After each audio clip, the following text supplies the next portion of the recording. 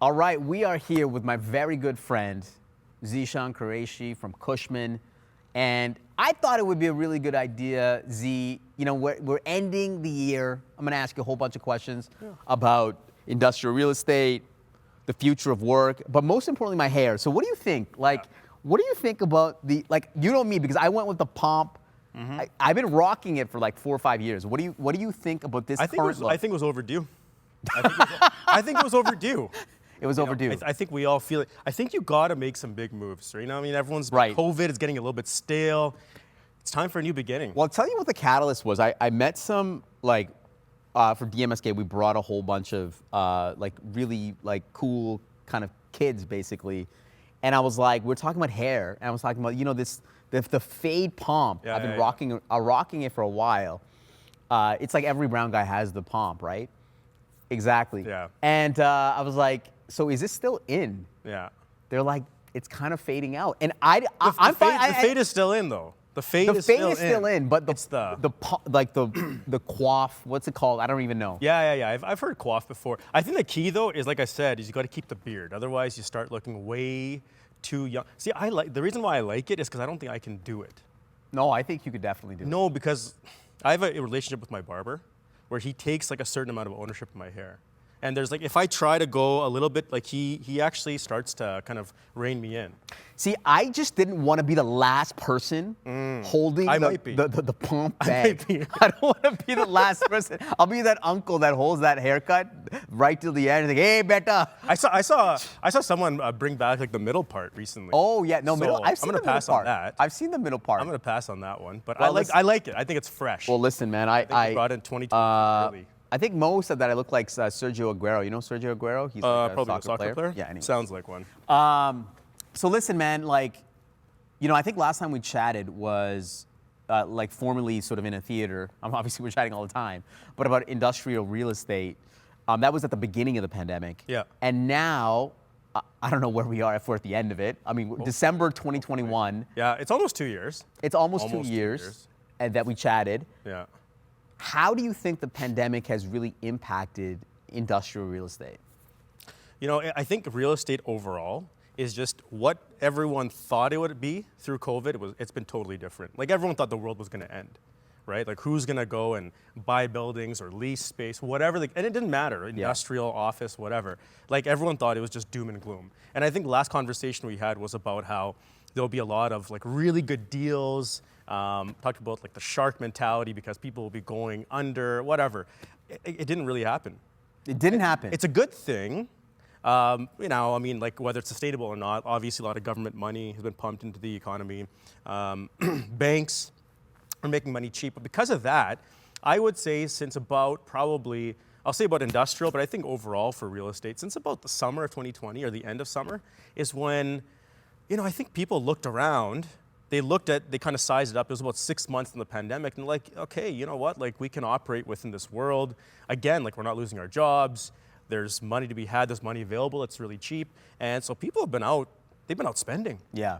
We all hear about houses, the residential. It's the same thing on the commercial side, and specifically within industrial, it's probably a combination again of just inventory was available, money was cheap.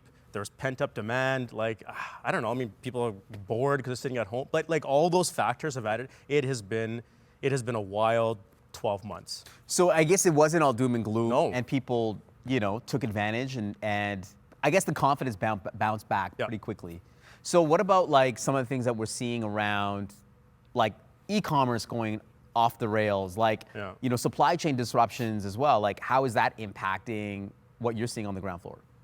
I mean, you mentioned confidence. So confidence in real estate, I think ultimately where someone has to have the most confidence was when they build from just from the ground up.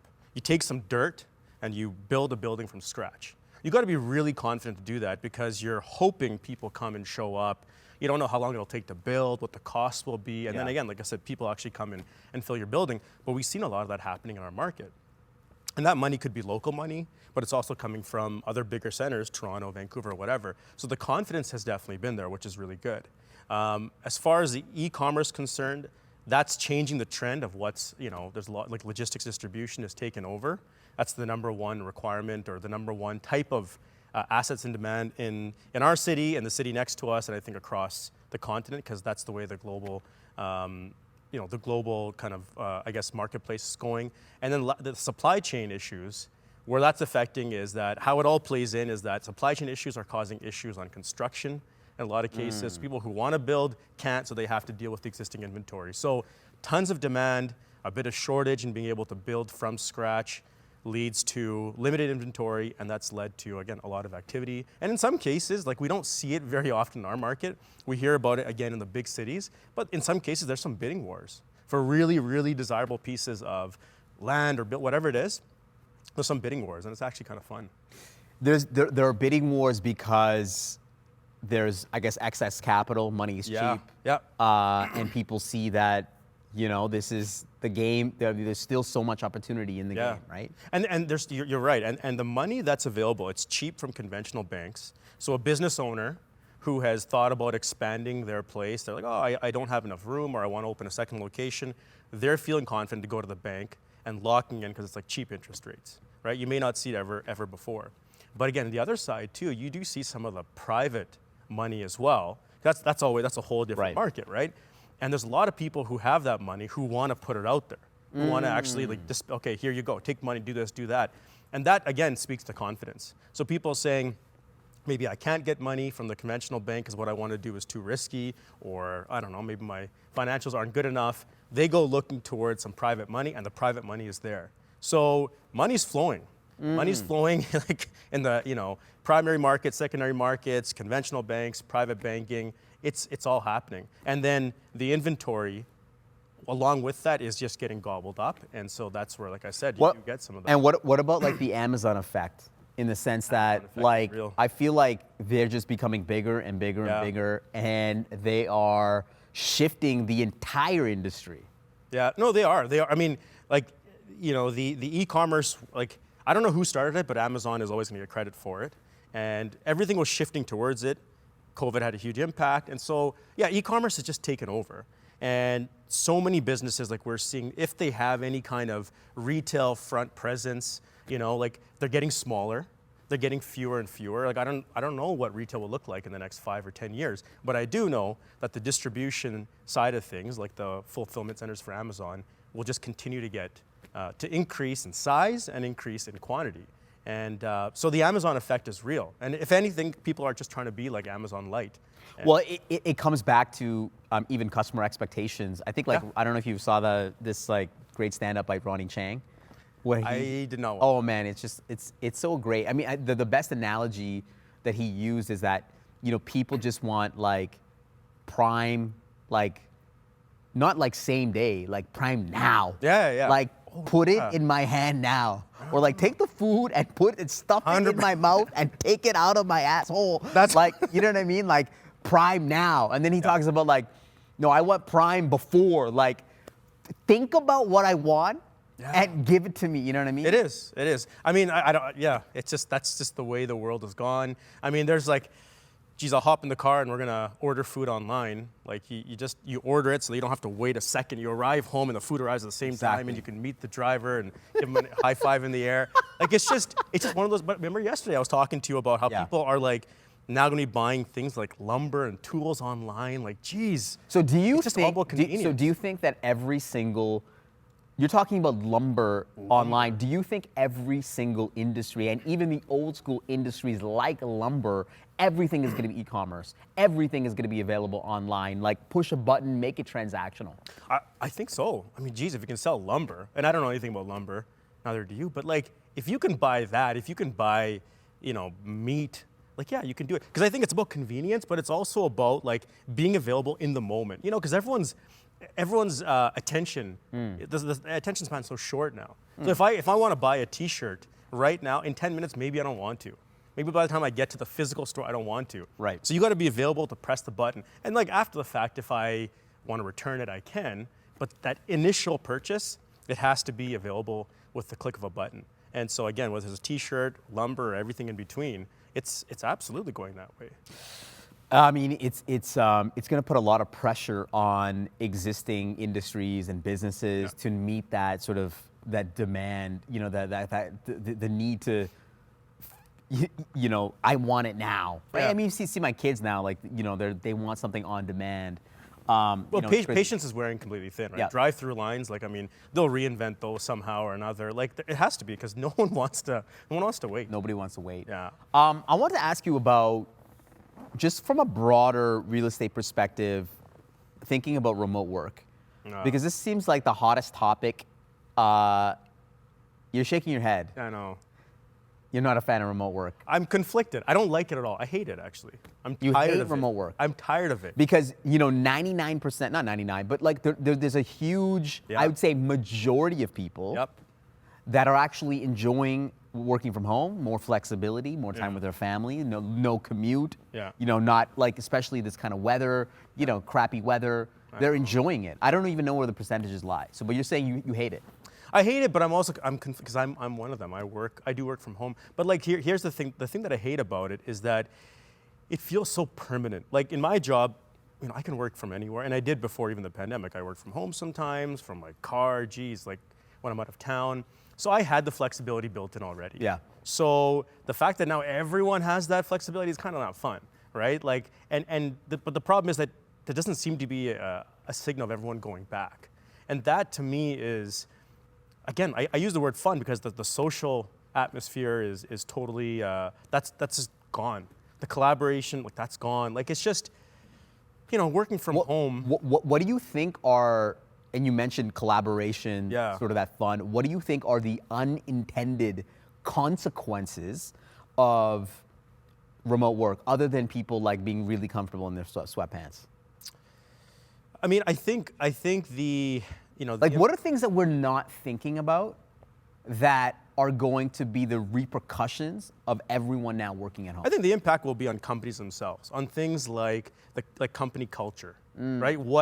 Because company culture is something that can attract employees and also retain employees, give you a sense of happiness, of belonging, you know, and those things maybe get ignored, or maybe they're not conscious to all employees, but I think for owners and for management, that's important. Like they work hard to cultivate a good culture. Yeah. Right? How do you maintain that when everyone is working off in the distance? I mean, some people may not be in the same city. Yeah. So like, what does a company look like in 5 years? Yeah, my observation is that, and this is, you know, interviewing leaders and chatting with, you know, thousands of folks over the last couple of years about remote work and the pandemic, is that as work becomes more fluid, as work becomes more digital, and as all we're just kind of doing is we're just, you know, pressing our buttons and jumping on calls. You know, we're not actually developing true, meaningful, trustworthy, you know, deep relationships with individuals. And like, I'll give you an example. I was talking to an executive who was managing a team. He started the job right at the beginning of the pandemic. And over 18 months, he didn't have a connection with the people that he was working with. He didn't have a connection with the broader vision of the organization. And guess what? He was bored and he left. To me, it's like, at the end of the day, yeah, we can be on WhatsApp and we can chat all day and but at the end of the day, it's totally different from meeting people in person. And I know lots of people want remote work because they see the flexibility, and yeah, it has helped in many ways. But I think the downside, the unintended consequences are not only around innovation, but just like our affinity for the companies that we're working with and the people that we're working with. Yeah, exactly. I mean, like, again, what is the company that you work for? If it's just, like I said, like if it's in your email signature and that's it. Yeah. Right? You don't interact with your coworkers. It's absolutely going to affect relationships. I think, you know, where you'll see a big impact is on the generations starting to work now and in the future. What do you mean by that? Well, because they're not going to know any different, right? So how we approached, and people who've been working from, you know, office environments have been working, like you're used to interacting with your coworkers a certain way. You place a certain importance on your coworkers. You know, in my line of business, I don't work in a team, so I don't necessarily have to, but I enjoy interacting with my coworkers, and whether it's, you know, collaborating and just generating ideas, or, you know, social, going for lunch, grabbing a coffee, just hanging out, like those things will be gone. So, like you said, connections will I think totally disappear. People who start now, like they won't know that. That's not going to be part of their experience of working for a company. And I think that's going to impact I guess call it the strength of the company. Again, going back to attracting and retaining employees. Do you think with new younger people, new grads joining organizations, and the fact that remote work is more prevalent, that we are going to create more snowflakes, like people that won't be able to take, real feedback and criticism? Like, listen, we started both in professional services, Yeah. and it's a very intense environment, and there are multiple times where you get punched in the face, in the sense that you go into a partner's office and they ream you out, right? And like, to be honest with you, those moments define your career, or when you're in conflict with your coworkers or your bosses, where you're trying to develop friendships when somebody stabs you in the back. Moments, right? The Yeah, learning those. tiers.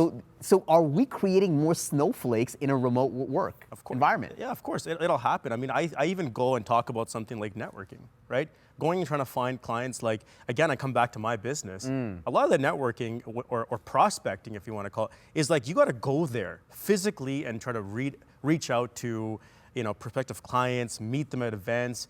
You got to put yourself in those uncomfortable scenarios, but doing so makes you stronger. And if you do establish those relationships, those are tight, right? So my relationships that I had from before have adapted in COVID, but because they were really solid from before.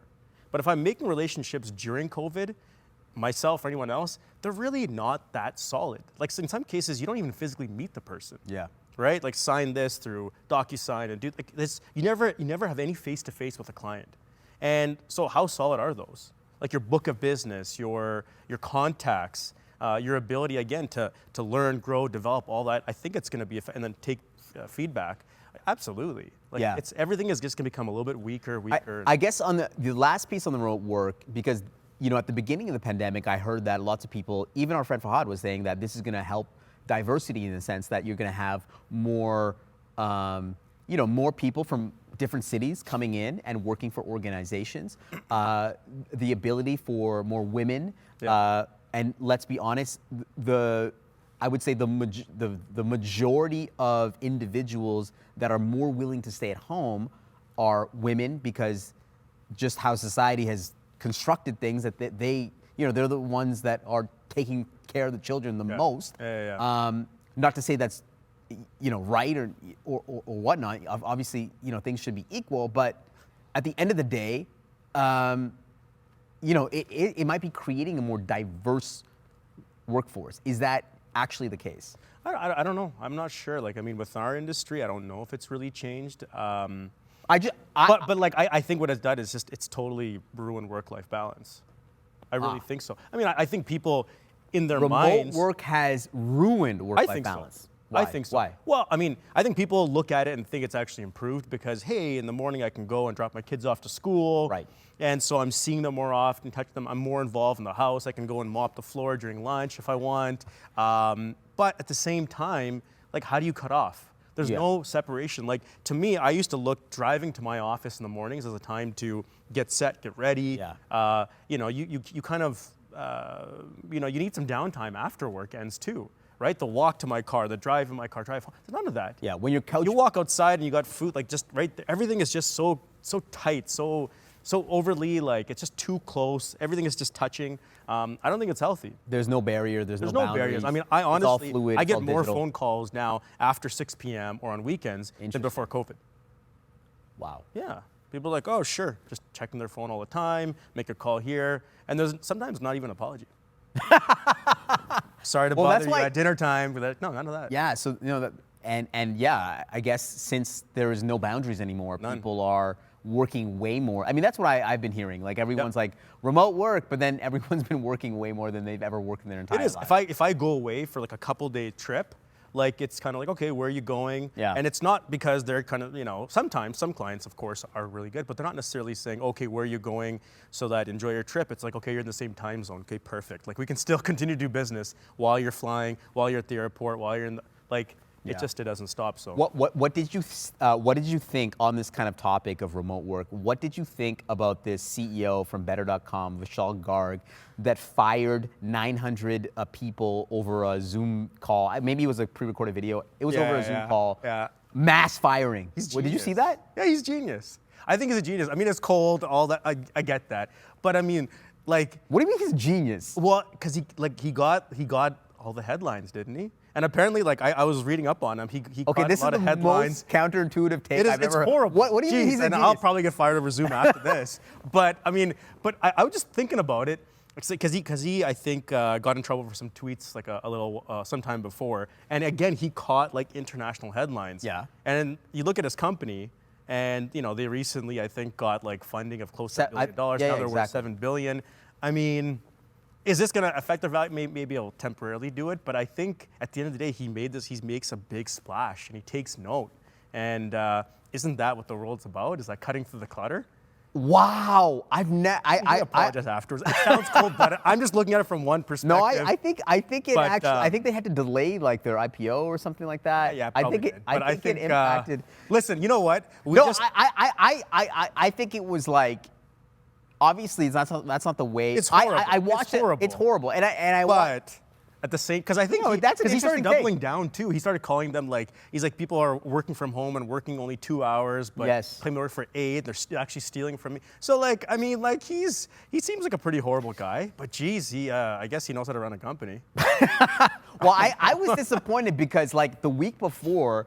There was an announcement that the Twitter CEO was Indian, and I was like really excited because if you look at how many Indian CEOs we have Alphabet, we have Adobe, we have Microsoft, we have IBM, we have Twitter, we have Vimeo, we have MasterCard, and like we were on a high in terms of like Indian CEOs, and this guy shows up to the party and he kills the vibe for everyone. Yeah, but they're talking about him now.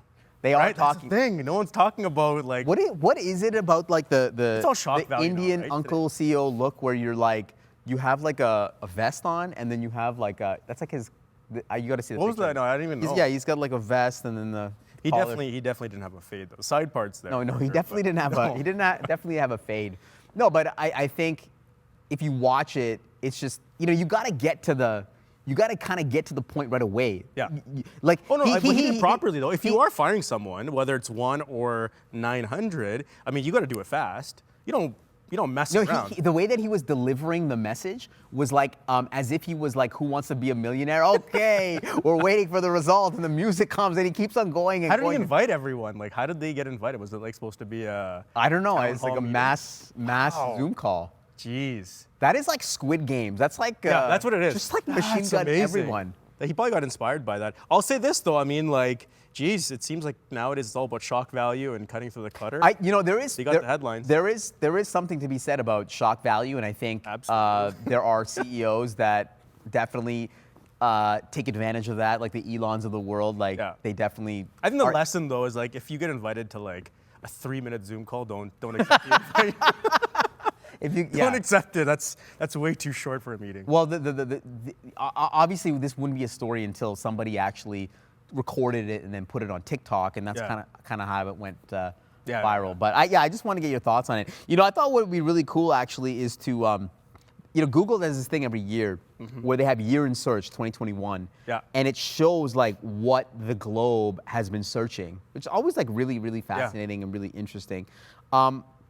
I want to ask you about Canada. What do you think was the number one, or like, there's like a how-to search section. What do you think Canadians were looking up the most on how to bake a cake, or how to Just bake a cake change would have it- been, like change very the type. beginning part of COVID, right? Like how do you make bread from scratch? So what do you think Canadians Canadians. searched this past year? Yeah, how to.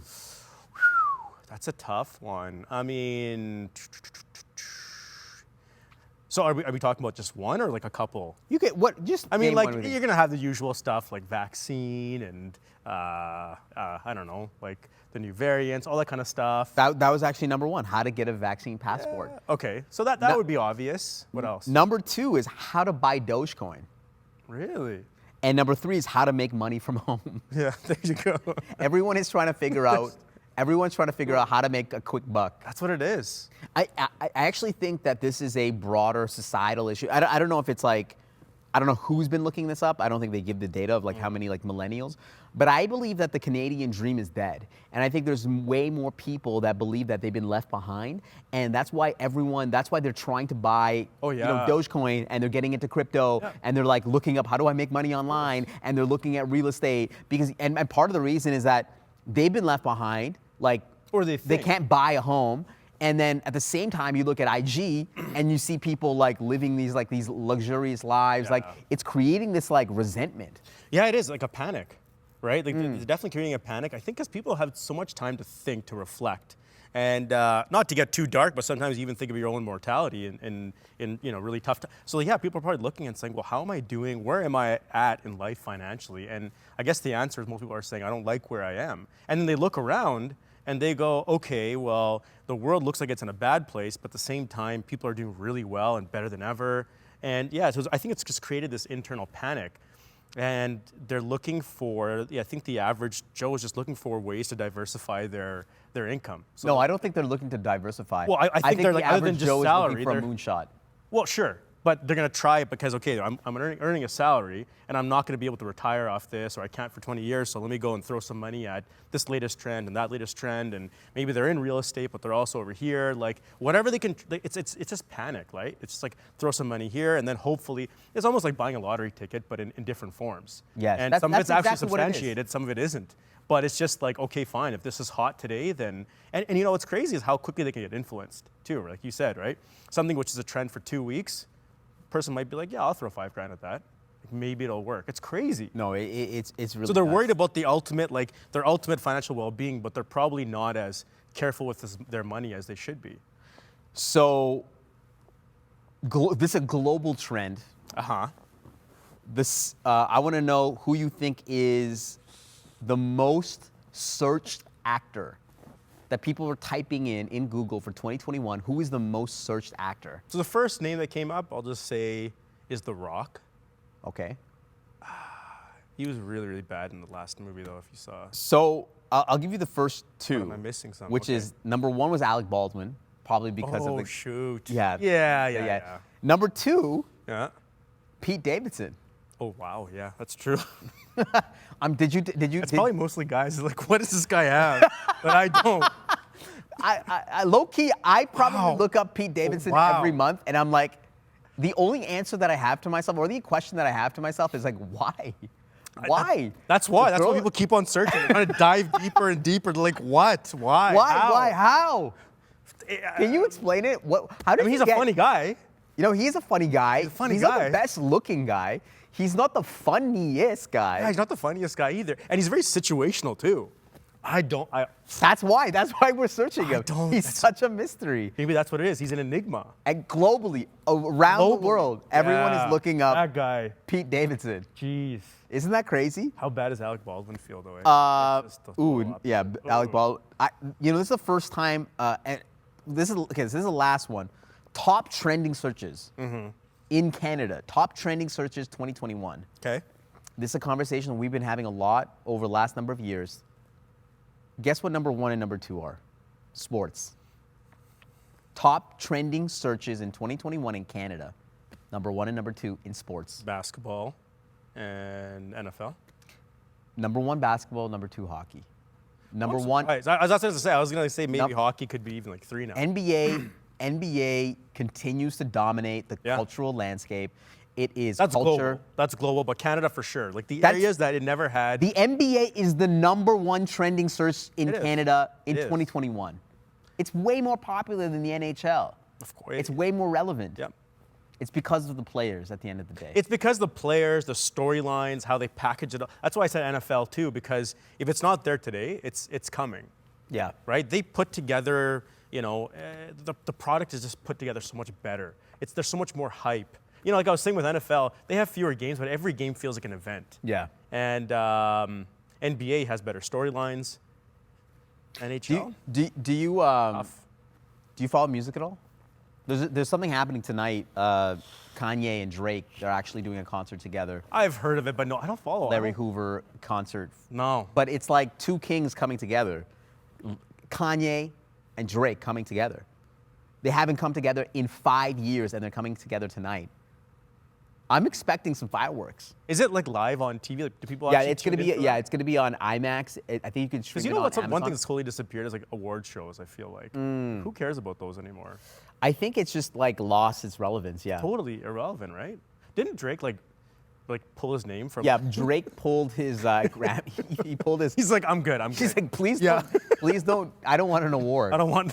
Yeah. So I'm trying to figure out why. I don't know. I don't know what the Maybe- story is, but like, yeah. I mean, just coming to like the live. When it comes to this, like I'm not going to be tuning in. I'll be seeing it online after. The one thing that I'll say about Drake is that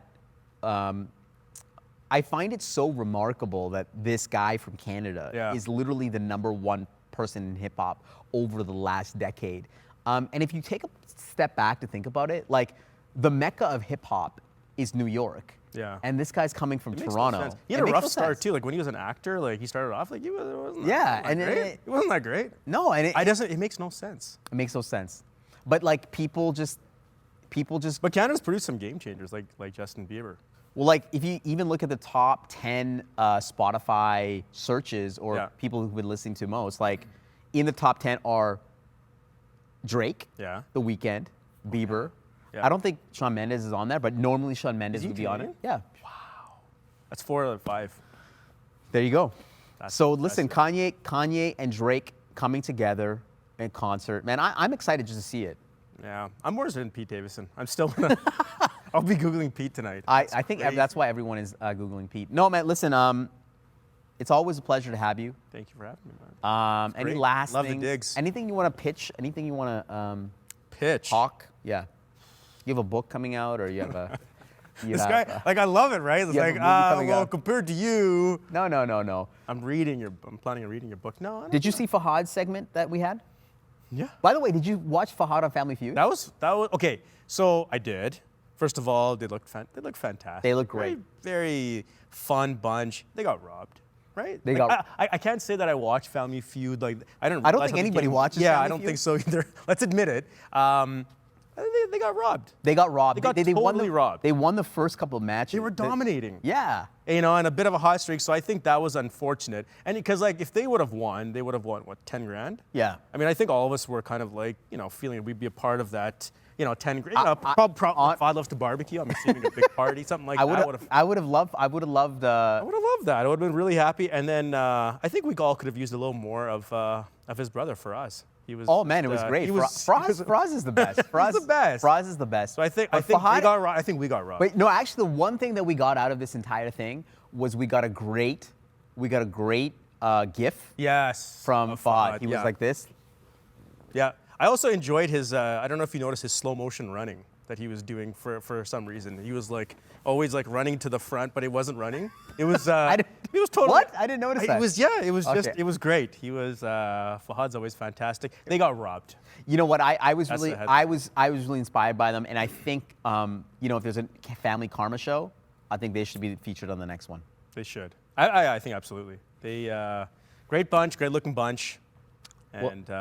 Well, listen, man, I really appreciate you coming through. Thank you. Thank you for God the bless you. haircut. Merry Christmas. Happy Thank New you. Year. And we'll Send me your barber's contact. see you later, man. There. Okay, bye.